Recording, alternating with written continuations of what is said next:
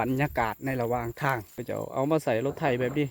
ภาวรถกับอาจสีบลอดแถวนี้นะว่าวเพิ่นจะแบกฟืนเมื่อเฮือนถือสบู่ถือยังก็ต้องได้อาบได้ทุกคนเลยโบ๊ะดาวเขาฮอดหมู่บ้านแล้วทุกคนเลย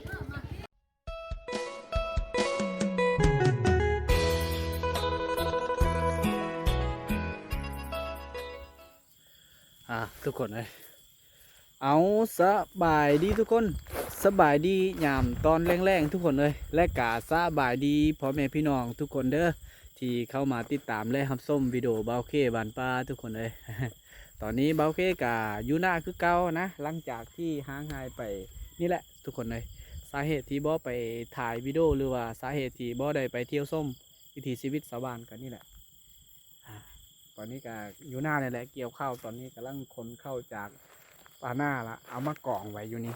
ตอนนี้กำลังสีกองเข้าเลยทุกคนเข้ากับนี่แหละอย่างที่เห็นนี่แหละน้ำท่วมนะทุกคนเอ้ยเราจะเฮ็ดเป็นมัดแบบนี้นะเอาตอกเอาย่างมามัดได้ทุกคนเลยตอนนี้ก็กำลังสีกองไว้อยู่นี่กองปะไว้อยู่นี่แหละเอาผ้าบัดกวบไปทุกคนเลย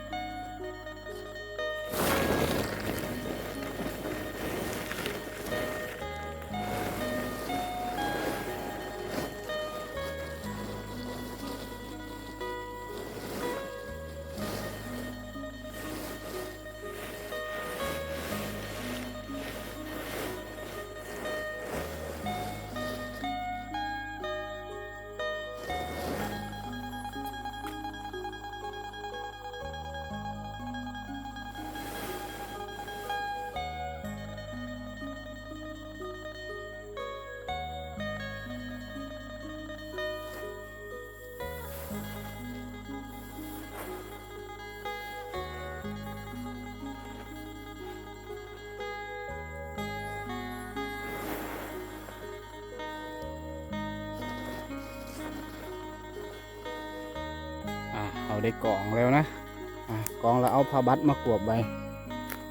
เอาทุกคนเลยปกติก็ต้องได้นอนอยู่นี่แต่ว่าช่วงนี้มันยังขาเวียกไงก็เลยบ่ได้นอนนะทุกคนกวบป้าไว้อยู่จุดนี้แหละเอากวบผ้าบัดนะยานฝนตกทุกคนเลยถ้าว่าฝนตกแล้วมันเปียกมันซุ่มคืออันนั้นตาตัวนั้นแหละทุกคนเลยเป็นพิษเพื่อสิได้ข่าวเดา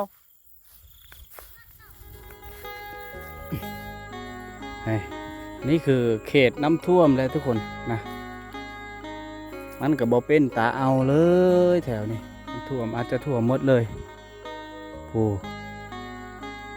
คนกำลังลังไหลเมื่อนะทุกคนในสมองนี้นะผู้4 โมงตอนนี้15 โมงกับ50 นาทีทางพุ่นนะเขาเจ้ากำลังเกี่ยวเลยทางพุ่น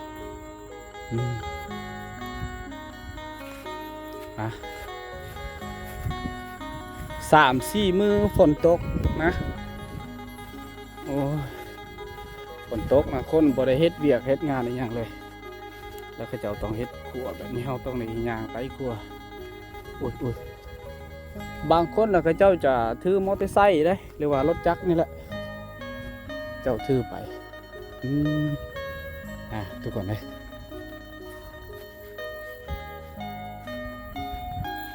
กำลังย่างไป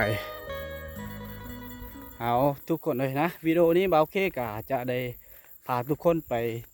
รับชมบรรยากาศในระหว่างทางนะตอนกลับเมื่อแต่หน้าทุกคนเลย ว่าเขาจะเห็นอีกอย่างแน่นะคนลายหรือบอเขาจะเอาเมื่อแต่หน้าทุกคนเลยตอนนี้บ่าวเคกะยังบ่ทันได้ล้างหน้าล้างอย่างนะ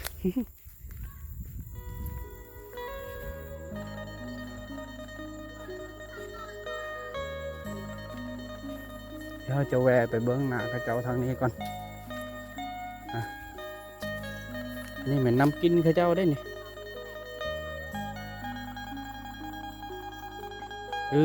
มาเบิ้งเขาเจ้านี่คนเข้าได้แต่ว่าเขาเจ้าถือรถไถคนใส่รถไถเลยมอมไม่เป็นปะเนี่ยบ่มอมเขาเจ้าเอามาใส่รถไถแบบนี้เจ้าของคนอยู่คนเลยทุกคนเลยกำลังย่างตามทางเลยได้ทุกคนเลยเขาเจ้าลังไล่มาแต่เฮ็ดเบียกเฮ็ดงานแล้วตอนนี้หรือว่าลังไล่มาแต่ให้แต่สวนแต่ให้แต่หน้าและสวงนี้แล้วดูนี่นี่เขาเจ้านี่ก็คักเลยนอนอยู่นี่เลยเบะป่ะ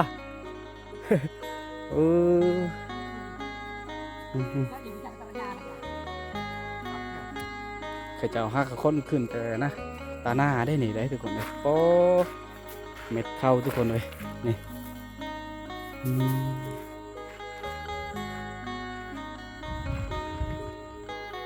บอจุดนี้เต็มไปด้วยขี้ต้มเลยขนาดหยางเลยนี่ถ้าว่ารถกับอาซีบลอดแถวนี้นะอาซีบลอดแถวนี้แหละทุกคนนะแต่ว่ายางเอากับพ่อไปได้อยู่โอ้ตัวอันนี้กับฮักกับมือเดียวมีแดดมีแสงแดดนะมันก็จะเอื้อนเลยทุกคนเลยนะมันก็จะแห้งเลยดินมันก็จะแห้งจะยั่งนะ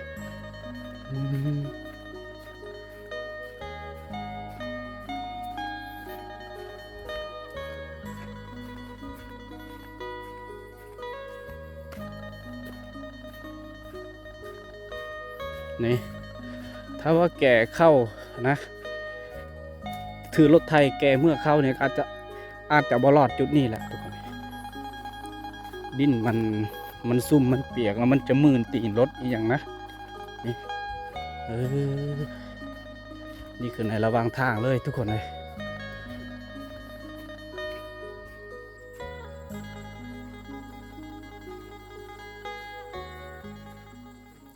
กำลังย่างตามทางเลย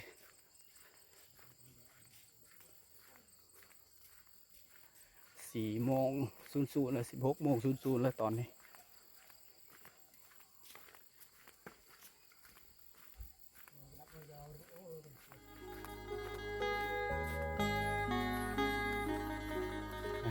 ทางเพ่เขาเจ้าแกเข้าเลยแกเข้าหน้าอะไรเขาเจ้าทีเกี้ยวก้อนแล้วเขาเจ้าฝาดเบิ่งนี่รถควัดรถยังทุกคนเลยนี่ส่วงฝนตกเลยบานซื่อนี่เขาเจ้ากับพยายามนะพยายามแก้เข้าจนว่าฮอดเฮือนได้สองเขากำลังหย่างไปก่อนลาบ่าวเบาเคนะหน้าติดกันแล้วพร้อมกันอย่างเมื่อ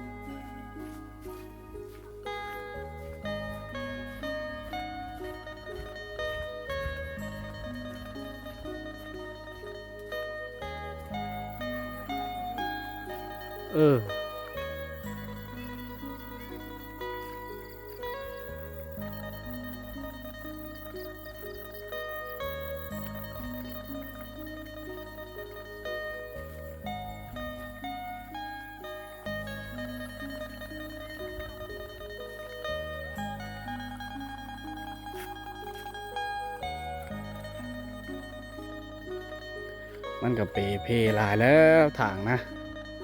พอแห้งเพื่อสิแปลงกิสิคุดอีหยังทุกคนเลยถ้าว่าแท็กเตอร์ก็ยังไข่เนี่ยอันนี้นะเอาจกเอายั่งนี่แหละมาคุดนะไปมากก็อาจจะยากรถไทยรถอีเต้นนี่แหละทุกคนเลยเจ้าก็กำลังเกี่ยวอยู่เลย4 โมงก็เจ้ายังบ่ทันได้กลับเลยทุกคนเลยนี่อีกจุดหนึ่งทางที่ยากที่สุดทางไปให้ไปนานนี่แหละ2-3 บ้านต้องผ่านเส้นทางจุดนี้จุดเดียวเลยโอ้ทุกคนมันล่มเกือบเพียงหัวเข่าต่อฝนตกก็อาจจะผ่านเส้นทางนี้บ่ได้นะแต่ว่าถ้าว่าแดดแบบนี้ฝนบ่ได้ตกก็โอเคทุกคนเลยพอไปได้อยู่นะ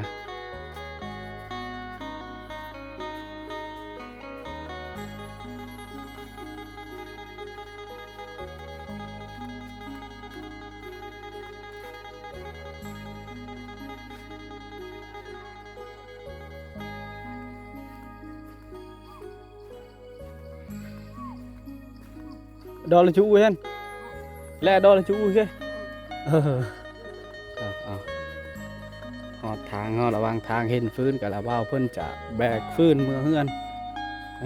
การใส่เวียกครอบครัวคือกันได้หลักๆเลยฟืนมันก็ต้องมีนะอันนี้คือขาดบ่ได้ฟืนทุกคนเลยโอ้ตาย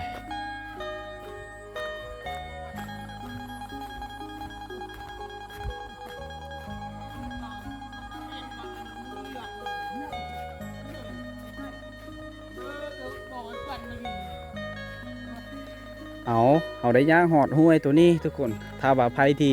อยากอาบน้ำห้วยก็ต้องได้อาบได้มาหอดนี่นะถือสบู่ถือย่างก็ต้องได้อาบได้ทุกคนเลยโอ้ป่าซิวโอ้ป่าซิวป่ายังได้ทุกคนเลย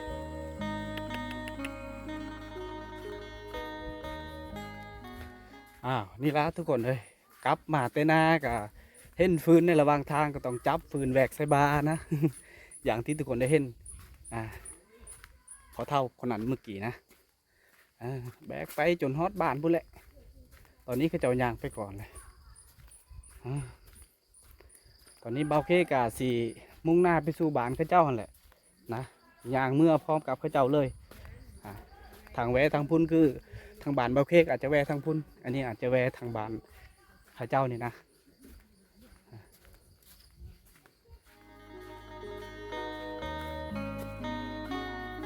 ข้าเจ้าทางไป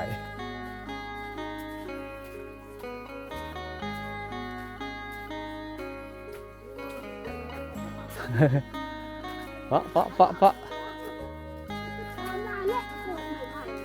ดาว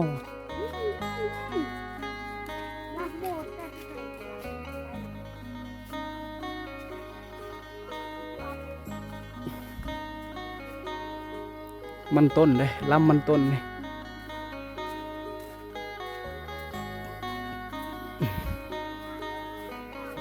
แถวนี้ก็สวน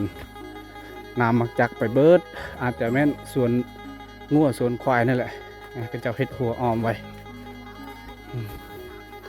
ถ้าว่าช่วงฤดูฝนนี่จุดนี้ทุกคนเลยโคตรยากที่สุดเลยทางจุดนี้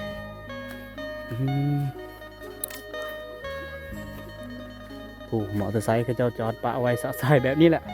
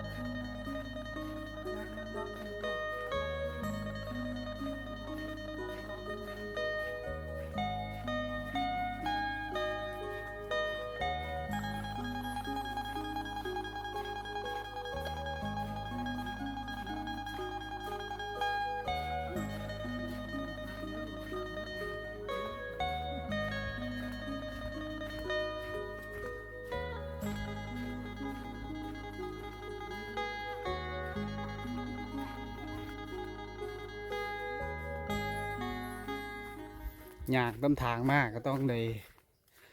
เว้าฟื้นยังนั้นนี่แหล้วทุกคนเลยตามภาษาของเขาเจ้านะก็พอแห้งอยู่ได้อย่าง4 กิโลไป4 ลักไปก็แต่ว่า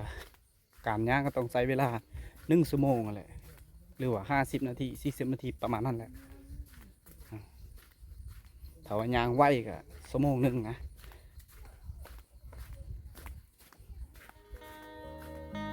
2 แยกจุดนี้แยกทางนี้ก็ย่างได้ทางนี้ก็ย่างได้ย่างทางนี้แต่เข้าไปหมู่บ้านบ่โอเคนะถ้าว่า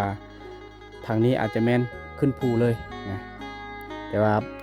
เบาเคต้องเลยลุยทางนี้ทุกคนเลยทางพุ่นมาเต็มไปด้วยขี้หินขี้ยั้งนั่นแหละมวลหินบักใหญ่ๆอยู่เขาเจ้าถือรถไถรถจักรก็ต้องเลยทางนี้นะทางพุ่นอาจจะไปบ่ได้อย่างวิทย์หน่อยนึงอีกยัง100 ปลายเมตรกะเขาหอดหมู่บ้านแล้ว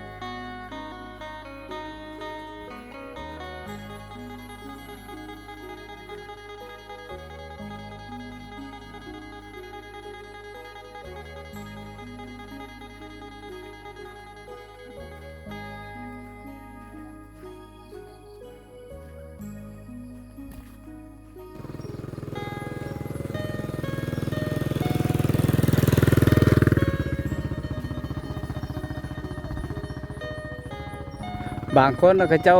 ถือรถจักรหรือว่ามอเตอร์ไซค์นี่แหละเขาเจ้าขี้ข้านอย่างนะแต่ว่าการถือมอเตอร์ไซค์ก็ต้องได้เปลืองน้ำหมอกน้ำมันหรือว่าเปลืองเงินนี่แหละทุกคนเลยแต่ว่าเขาเจ้าต้องได้พยายามนะทางกะอย่างที่ทุกคนได้เห็นนั่นแหละเส้นทางโหแหวตอนนี้กะเขาหอดหมู่บ้านเลยนะทุกคนเลยหอดหมู่บ้านก็น่าจะ5 โมงพุ่นแหละ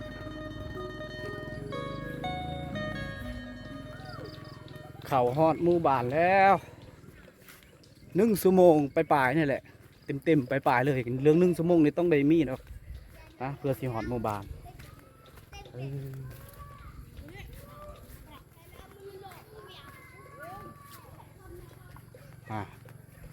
การกลับมาตอนแรงกะนี่แหละ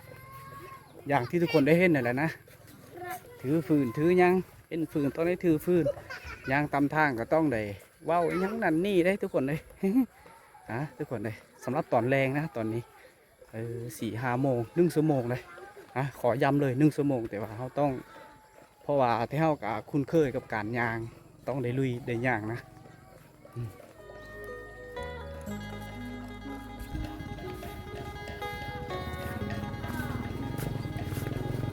เขาหอดหมู่บ้านเลยทุกคนเลย